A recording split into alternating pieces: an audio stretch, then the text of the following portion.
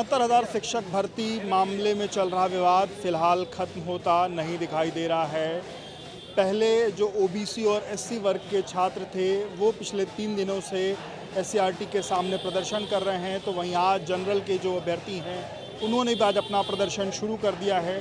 क्या आप अभी भी माता पिता बनने का सपना देख रहे हैं? अपोलो फर्टिलिटी के साथ अपने माता पिता बनने का सपना पूरा करें। मुफ्त परामर्श के लिए 9953-975-611 पर कॉल करें। इसी बीच जनरल वर्ग के एक अभ्यर्थी हमारे साथ हैं और उन्होंने कविता के माध्यम से जो अपनी पूरा जो एक तरीके से जो पीड़ा इन लोग के सामने है उसको अपनी कविता के माध्यम से उन्होंने बताया है। अपना शुभ नाम बताइएगा। मैं रविकांत मिश्र कुंदन पोस्टेड हैं आप? मैं बलरामपुर में पोस्ट हूँ। अच्छा, आज आप लोग यहाँ प्रदर्शन के लिए आए हैं, क्या मतलब आप लोग को सबसे पहली बात तो ये, क्या जो कोर्ट का आदेश है उस पर क्या आपको लगता है कि वो आपके साथ कुछ अन्याय है उस कोर्ट के आदेश? देखिए, माननीय कोर्ट पे कुछ भी टिप्पणी हम नहीं करेंगे, लेकिन इतना ज़रूर कहेंगे कि कोर्ट को कहीं ना कहीं गुमराह किया गया है और उसके बाद निर्णय आने के बाद हम उसका सम्मान करते हैं निर्णय का। हम चाहते हैं कि जो 6800 के अभ्यर्थी हैं आरक्षित वर्ग के हैं उनको न्याय दिया जाए, उनको सीटें दी जाए, लेकिन जो सूची है उसके साथ कोई छेड़छाड़ न की जाए। इस पे सरकार को भी ध्यान देना चाहिए। एक्चुअली हुआ क्या है, वास्तव में इस पूरे मुद्दे को राजनीतिक मुद्दा बना दिया। अगर आप देखें तो किसी भी नेता ने अभी तक ये नहीं कहा है, हमारे पूर्व मुख्यमंत्री अखिलेश यादव जी ने भी इस पर केवल और केवल आरक्षित वर्ग की बात की है और जितने नेता हैं सब ने केवल आरक्षित वर्ग की बात। क्या सवर्ण इस देश के जो है नागरिक नहीं है? क्या सामान्य वर्ग भी तो इसी देश का नागरिक है? मैं कहता हूँ एक्चुअली हो क्या रहा है, ये वोट बैंक की राजनीति, अब वोट इतना महत्वपूर्ण हो गया है कि अब नागरिक महत्वपूर्ण नहीं रहे। तब मुझे लिखना पड़ा। मैं कहता हूँ कि जब कुछ जाति के नेता पुरजोर उछलने लगते हैं, जब कुछ जाति के नेता पुरजोर उछलने लगते हैं, नीति नियंता मौका पाकर नियम बदलने लगते हैं, संविधान ही जात पात को पूर्ण प्रमाणित करता है, कानून यही जनरल कोटे को खूब प्रताड़ित करता है, सभी बताओ बुद्धि योग्यता वरदान है या अभिशाप है? क्या जनरल होना पाप है? क्या जनरल होना पाप है?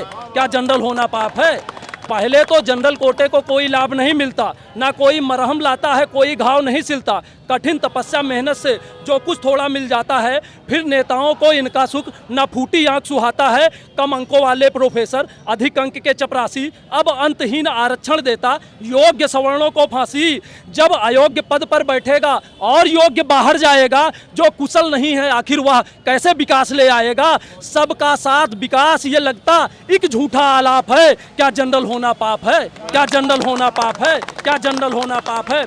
आपको बताता हूं, हम लोग सुपरमैन नहीं पैदा होते। ऐसा नहीं है कि कोई जनरल जाति में पैदा होता है तो सुपरमैन बन के आता है, उसके पास बुद्धि योग्यता धन वैभव सब एक साथ आ जाता है। ऐसा नहीं है। हम भी गरीब हैं, हम भी समस्याओं से घिरे हुए हैं। तब लिखता हूँ, 4 पंक्तियाँ और सरकार तक पहुँचाता हूँ, जिम्मेदार लोगों तक, कि क्या कमजोरी आती है जात पात को देखकर? ये नेता कैसे सोते हैं वोट की रोटी सेक कर? एक वर्ग को मुफ्त मलाई रोज रोज बांटी जाती, दूजे के हक की थाली आखिर क्यों छांटी जाती? टुकड़े टुकड़े नहीं चाहिए, टुकड़े टुकड़े नहीं चाहिए, दो तो पूरा अधिकार दो। बार बार मरने से अच्छा एक बार में मार दो। जो इतनी नफरत करते हो देश निकाला दे देते, जो जाने से मना करे 20 का प्याला दे देते। राजा न्याय देवता बोलो ये कैसा इंसाफ है? क्या जनरल होना पाप है? क्या जनरल होना पाप है? क्या जनरल होना पाप है? विकसित भारत के रास्ते में अंतिम महत्वपूर्ण बताता हूँ, ये जो दोहरा और तेहरा और चौथा आरक्षण ले रहे हैं, कहता हूँ कि विकसित भारत के रास्ते में आरक्षण अभिशाप है। विकसित भारत के रास्ते में आरक्षण अभिशाप है।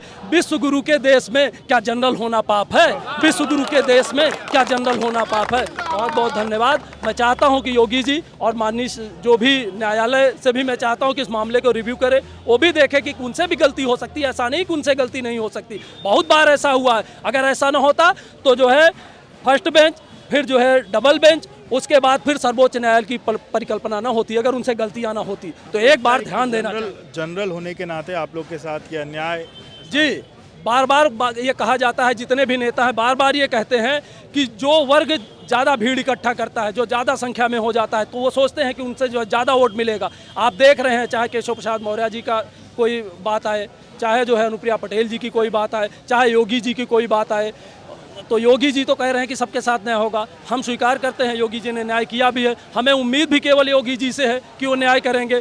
हमें तो उम्मीद सबसे थी, लेकिन बहुत सारे नेताओं ने, मंत्रियों ने उम्मीद को तोड़ दिया है। तो हम चाहते हैं जब तक हमारी जो उम्मीद है, हमारी न्याय की मांग है, मानी नहीं जाती, तब तक हम ऐसे ही सड़क पर लड़ाई करते रहेंगे। बच्चों का भविष्य भी अधर में है, अधिकारियों को भी सोचना चाहिए, वो अभी तक कोई बात करने नहीं आया। उनको भी तो संज्ञान लेना चाहिए कि इससे बच्चों का भी तो भविष्य प्रभावित हो रहा है। हम 4 साल से नौकरी कर रहे हैं, बहुत सारी जिम्मेदारियां आ गई पूरे।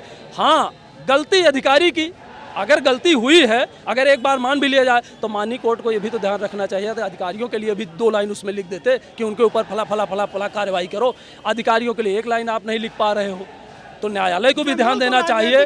और केवल जो है सूची पे ही आप बात कर रहे हैं। अरे जो गलती कर रहा है, अगर अधिकारी गलती किए हैं तो सबसे दोषी कौन है? अधिकारी दोषी है ना। तो अधिकारियों पे आप एक बार कार्रवाई करते, उसके बाद कहीं बात आती। हम तो पूरी की पूरी जो व्यवस्था थी, विज्ञापन से निकलने से लेकर, परीक्षा पास होने से लेकर, काउंसलिंग कराने से लेकर, उसके बाद हमारे डॉक्यूमेंट चेक होने से लेकर, हमने सारी प्रक्रिया को हूबहू विज्ञापन के आधार पर पूर्ण किया है। हम चयनित होकर नंबर लेकर मेहनत करके आए हैं, तो आखिर अन्याय हमारे साथ क्यों? तो ये जनरल वर्ग के जो अभ्यर्थी हैं वो आज अपना प्रदर्शन कर रहे हैं और उनका कहना है कि जब वो सारी अर्हताओं को पूरा करते हुए जब उनका चयन हुआ है तो फिर उनके साथ ये अन्याय क्यों हो रहा है। और जो सूची रिवीजन की बात जो कही गई है वो फिलहाल उसका विरोध कर रहे हैं। उनका ये कहना है कि जो बचे हुए अभ्यर्थी हैं ओबीसी और एससी वर्ग के, अगर सरकार को उनको कहीं भी समायोजित करना है तो वो कर सकती है, पर जो पुरानी लिस्ट है उसके साथ कहीं भी कोई छेड़छाड़ नहीं होनी चाहिए।